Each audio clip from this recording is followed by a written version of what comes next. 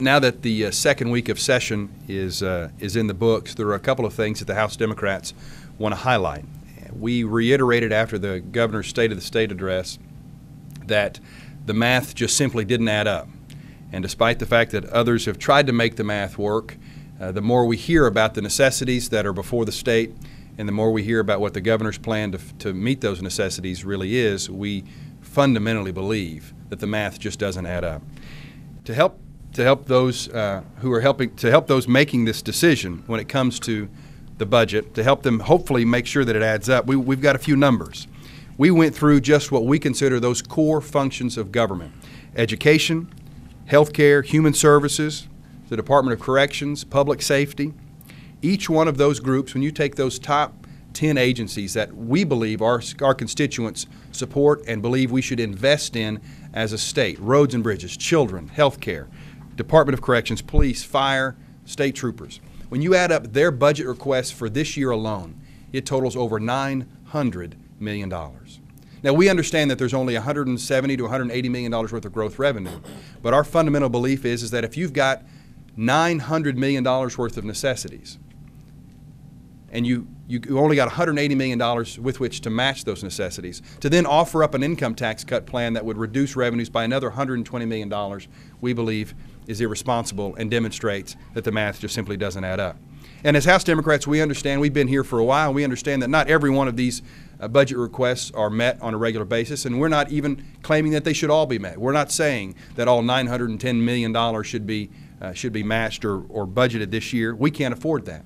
But even if you just took one out of every $5 that were requested for those core functions of government, that totals over $180 million, still more than the growth revenue we have today.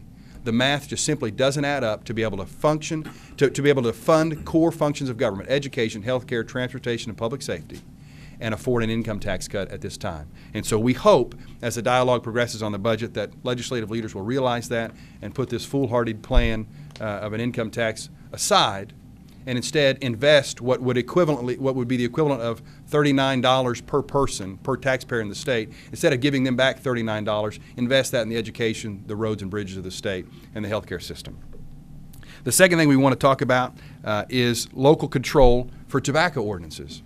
We stand as a caucus with the governor on local control. We stood with the governor last year and helped to pass local control for tobacco use out of the State House of Representatives, and we hope and we call on Speaker T.W. Shannon to bring that issue to a vote again this year. We believe if it's brought to a vote on the House floor, the votes are there to return local control back to our municipalities to try to make Oklahoma a healthier state. We appreciate Governor Fallon's position on that, and we will do all we can to work with the governor and any legislative leaders who support that position for a healthier Oklahoma to see that that bill gets passed this legislative session.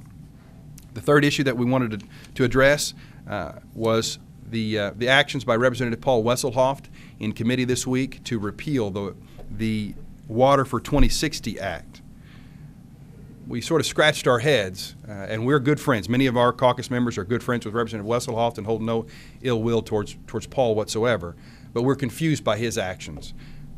Representative Chris Steele, Speaker Chris Steele, this was one of his major initiatives in the last legislative session. We worked with him and supported his efforts in a bipartisan manner to hopefully create a conservation and protection of our water resources plan for not just today but for decades to come. It passed out of the House, passed out of the Senate, was signed by the governor, and now Representative Wesselhoft and apparently a few others in the House want to repeal that. Well, on its face, we believe most Oklahomans support water conservation. So why would we be wanting to repeal an effort to try to protect our state water, especially if you look around the state now, ponds are dry, lakes are dry. Clearly, water conservation is on the forefront of most of our citizens' minds, but yet here's Representative Wesselhoft and some members of the Republican caucus trying to roll that back. Why is the question? Well, Representative Wesselhoft offered up a strange explanation. Apparently, he thinks Speaker Steele is somehow in cahoots with the United Nations and is trying to implement this mythical Agenda 21 in the state of Oklahoma. Well, folks, we don't believe Chris Steele had any such intentions. None of us who voted for that bill last year had those intentions. We simply care about Oklahoma's water and protecting it, and we would hope that some of these silly, nonsensical responses for defending legislation would go by the wayside and that common sense legislators would stand up and say, you know what, That's not happening. We're not implementing Agenda 21 in Oklahoma. Nobody's calling for that. We're simply calling for conserving our state's water, and we hope to be able to defeat that repeal measure on the House floor. And then the last thing we'll mention again that we've talked about many times is the acceptance of federal dollars for Medicaid. We're calling on the governor again to accept the nearly $3.6 billion for Medicaid to stabilize our hospitals statewide, not just urban hospitals but rural hospitals, to protect our doctors, to make up the over $600 million in uncompensated care our hospitals expend every single year. It's great. It's good for the healthcare system. It's good for the working poor in our state. It's just good for the state. The economic impact that it would create is good for the state. And the governor's proffered, well, we can't afford it. She says we can't afford the Kaiser Foundation's estimate of nearly $687 million in costs to implement the Medicaid acceptance of federal funds. Over that same 8-year period that the governor says Medicaid acceptance would cost us $680 million, her income tax plan that she's offered this year would cost the state $1.4 billion. So somehow we can't afford to take care of hospitals and our citizens to the tune of $687 million, but we can afford to give back in $39 checks $1.4 billion over that same 8-year period. That math just doesn't add up.